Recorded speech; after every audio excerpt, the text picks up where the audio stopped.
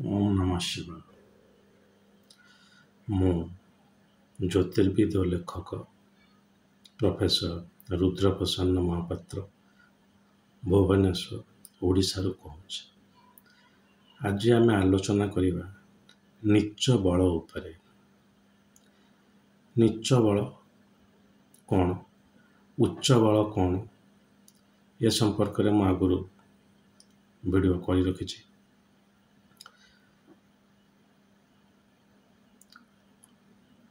ତେବେ ଗୋଟେ ଗ୍ରହ ଯଦି ନିଚ ହେଇଯାଏ ତାହେଲେ ସେ କ'ଣ ଦର୍ଶାଏ? ସେ ଆପଣଙ୍କର ଦୃଢ଼ କର୍ମଫଳକୁ ଦର୍ଶାଏ। ଯେକୌଣସି ଗୋଟିଏ ଗ୍ରହ ଜାତକର ଯେକୌଣସି ଗୋଟିଏ ଭାବରେ ଯଦି ନିଚ ହୋଇ ବସିଛି, ଆପଣ ଯେତେ ଚେଷ୍ଟା କଲେ ବି ସେ ଭାବର କାରକତ୍ୱ ପାଇବେ ନାହିଁ। ଉଦାହରଣ ସ୍ୱରୂପ ଚନ୍ଦ୍ର ସପ୍ତମରେ ନିଚ ହୋଇ ଅବସ୍ଥାନ କରିଛନ୍ତି। ଆପଣ ଯେତେ ଚେଷ୍ଟା କଲେ ବି ଆପଣଙ୍କର ବିବାହରେ କିଛି ନା କିଛି ଅସୁବିଧା ରହିବ। କାହିଁକି କହୁଛି? କାରଣ ଆପଣଙ୍କର ସିନା ଚନ୍ଦ୍ର ନିଚ, ଯଦି ଆପଣଙ୍କର ସ୍ୱାମୀ କିମ୍ବା ଆପଣଙ୍କର ସ୍ତ୍ରୀର ଭଲ ଥାଏ ସପ୍ତମ ଭାବ, ତାହେଲେ ବିବାହ କିଛି ମାତ୍ରାରେ ଚାଲିଯିବ। କିନ୍ତୁ ଯେଉଁ ଲୋକଟିର ନିଚ, ତାର କିଛି ଭଲ ସେଥିରେ ଚାଲିବ ନାହିଁ। ସେ ଯେତେ ଚେଷ୍ଟା କରନ୍ତୁ।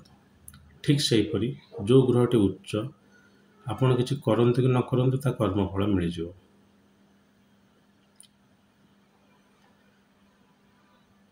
ସାର୍ ତ କିଛି କରୁନାହାନ୍ତି, କିନ୍ତୁ ତାଙ୍କର ୱାଇଫ୍ ଗୋଟେ ବଡ଼ ସ୍କୁଲରେ ଟିଚର ଅଛନ୍ତି, ତ ସିଏ ସେଥିରୁ ଚଳି ଯାଉଛନ୍ତି।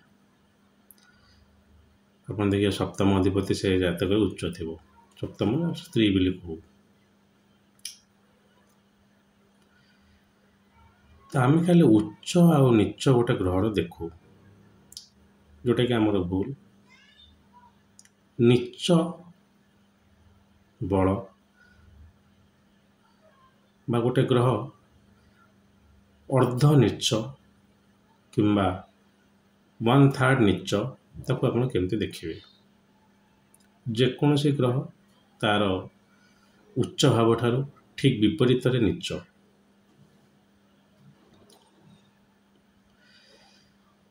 ଯଦି ଗୋଟିଏ ଗ୍ରହ ନିଜ ଉଚ୍ଚ ସ୍ଥାନରୁ ଯେତେବେଳେ ନିଚ ସ୍ଥାନ ଆଡ଼କୁ ଗତି କରେ, ତାର ନିଚ ବଳଟା ବଢ଼ି ବଢ଼ି ଚାଲେ। ଯେମିତିକି ଆପଣଙ୍କର ସୂର୍ଯ୍ୟ ତୁଳାରେ ନିଚ, ସୂର୍ଯ୍ୟ ଯେତେବେଳେ କନ୍ୟାରେ ଥାନ୍ତି, ସେଟା ଆପଣ ଭଲ ସୂର୍ଯ୍ୟ ବୋଲି ଧରିବେନି। କାହିଁକି ନା ତାଙ୍କର ନିଚ ବଳ ବହୁତ ଅଧିକ ରହିଲା। କିନ୍ତୁ ଯଦି କୌଣସି ଗୋଟେ ଉଚ୍ଚ ଗ୍ରହ ଦ୍ୱାରା ସେ ଦୁଷ୍ଟ ହେଇଥାନ୍ତି କିମ୍ବା ସେଇଠି ବୁଧ ଉଚ୍ଚ ହେଇକି ଯୁକ୍ତ ହେଇକି ଥାନ୍ତି ସୂର୍ଯ୍ୟଙ୍କ ସାଙ୍ଗରେ, ତାହେଲେ ତାଙ୍କର ନିଚ ବଳଟା ଆଡ଼ଜଷ୍ଟ ହେଇଯିବ। କିନ୍ତୁ ସେଠି ସେ ପ୍ରାୟ ନିଚ ପାଖାପାଖି ପଳେଇଲେ।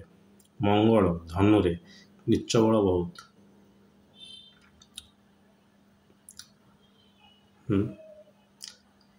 ତ ଏଇ ଯେଉଁ ନିଚ ଯଦି ହେଇଯାଏ ଗୋଟେ ଗ୍ରହଟି, ତାହା ସେ ଯାହା ଫଳ ଦେବ, ଗୋଟେ ଗ୍ରହଟି ନିଚ ଆଡ଼କୁ ଯେତେବେଳେ ଯାଉଛି, କିଛି ମାତ୍ରାରେ ସେ ବି ତାକୁ ଆମେ ନିଚ ବୋଲି ଧରିପାରିବା। ଆପଣ କହିବେ ସାର୍ ମଙ୍ଗଳ ତ ଧନୁରେ ଅଛି, ତାର ନିଜ ମିତ୍ର ଘରେ ଅଛି, ସେ ସବୁବେଳେ ହେବ। ଯେତେବେଳେ ଆପଣଙ୍କର ବୃହସ୍ପତି କର୍କଟରେ ଉଚ୍ଚ ଏବଂ ମକରରେ ନିଚ, ଯେତେବେଳେ ବୃହସ୍ପତି ଧନୁରେ ଥିବ, ତାର ନିଚ ବଳ ଅଧିକ।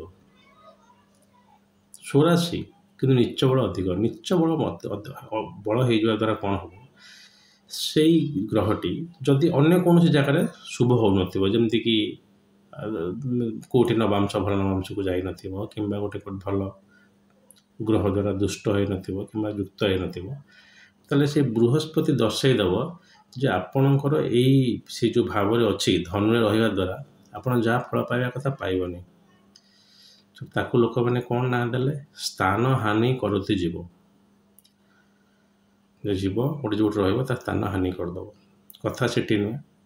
କଥା ହେଲା ଯେ ନିଚ ଧନୁରେ ବୃହସ୍ପତିର ନିଚ ବଳ ବହୁତ ଅଧିକ ହେଇଗଲା। ଠିକ୍ ସେଇଭଳିଆ, ଠିକ୍ ଉଚ୍ଚ ହେବା ପୂର୍ବରୁ ଯେତେବେଳେ ବୃହସ୍ପତି ଯାଇ ପହଞ୍ଚନ୍ତି ମିଥୁନରେ, ତାର ଉଚ୍ଚ ବଳ ବହୁତ ଅଧିକ ହେଇଗଲା। ଶତ୍ରୁ ରାଶି ତ, କିନ୍ତୁ ସେଠି ବୃହସ୍ପତିଙ୍କର ଗୁଣଗୁଡ଼ା ତା ଭିତରେ ପଳେଇ ଆସିବ। ପଢ଼ିବା ଲେଖିବା ଆପଣ କହିବେ ନାଇଁ ନାଇଁ ବୃହସ୍ପତି ତ ଅଛି ବୁଦ୍ଧଙ୍କରେ ସେଥିଲାଗି ସେମିତି ହେଲା। ତ ଉଚ୍ଚ ବଳ ଆଉ ନୀଚ ବଳକୁ ଆମେ ଉଚ୍ଚ ଆଉ ନୀଚ ଭଳିଆ ଦେଖିବା ଉଚିତ। ଯଦି ଆମେ ସେମିତି ଦେଖିପାରୁନାହାନ୍ତି ତାହେଲେ ସେଇଟା ଆମର ଗୋଟେ ଭୁଲ। ତେଣୁ ସବୁବେଳେ ମନେ ରଖିଥାନ୍ତୁ ଯେକୌଣସି ଗୋଟେ ଗ୍ରହର ନୀଚ ବଳଟାକୁ ଦେଖିବା ଶିଖିବେ। ଉଚ୍ଚରୁ ସେ କେଉଁଠି ଅଛି, ଯଦି ଉଚ୍ଚ ଆଡ଼କୁ ଯାଉଛି ତାର ଉଚ୍ଚ ବଳ ଦେଖନ୍ତୁ ଏବଂ ନୀଚ ବଳଟାକୁ ଦେଖନ୍ତୁ। ନୀଚ ବଳଟାକୁ ଦେଖିଲେ କ'ଣ ହେବ, ସେ ଗ୍ରହଟା ଯେତେ ଭଲ ଦେଖା ହେଉଥିବ ବା ସେଇ ଗ୍ରହ ତ କିଛି କରନ୍ତିନି, ତାଙ୍କ ସମ୍ପର୍କିତ କାମ ଗୁଡ଼ା ଯଦି ଦେଖା ହେଉଥିବ ସେଇଟା ସେମିତି ହେବନି। କାହିଁକି ନା ନୀଚ ବଳ ଅଛି ପରା, କିଛି କାମ ସେ ଗ୍ରହର ଆପଣ ଯେତେ ଚେଷ୍ଟା କଲେ ବି ହେବନି। ନୀଚ ବଳ ଥିବ, ଗ୍ରହଟି କୌଣସି ଗୋଟେ ନୈସର୍ଗିକ ରୂପରେ କ୍ରୂର ଗ୍ରହ ଯେମିତି ମଙ୍ଗଳ କିମ୍ବା ଶନି ଯୁକ୍ତ କିମ୍ବା ଦୁଷ୍ଟ ହୋଇଥିବ, କିଛି ମାତ୍ରାରେ ସୂର୍ଯ୍ୟର ମଧ୍ୟ, ତାହେଲେ ଆପଣ ଦେଖିବେ ସେ ନୀଚ ବଳ ଫଳଟା ଆଉ ଟିକେ ଭଲକି ମିଳିବ। କର୍ମଟା ଧୀରେ ଧୀରେ ଦୃଢ଼ ହେଇକି ଯିବ। ଜାତକ କୁହେ ଯେ ଆପଣଙ୍କର କେଉଁ କର୍ମଟା ଆପଣ ଏ ଜନ୍ମରେ କରିବା ଉଚିତ, କେଉଁ ଜନ୍ମଟା କରିବା ଉଚିତ ନୁହେଁ। କେଉଁଟା କଲେ ଆପଣଙ୍କର କିଛି ମାତ୍ରାରେ ଫଳ ମିଳିଯିବ ଆଉ କେଉଁଗୁଡ଼ା କଲେ ଆପଣଙ୍କର ଏ ଜନ୍ମ ନାହିଁ ଆର ଜନ୍ମରେ ଫଳ ମିଳିବ।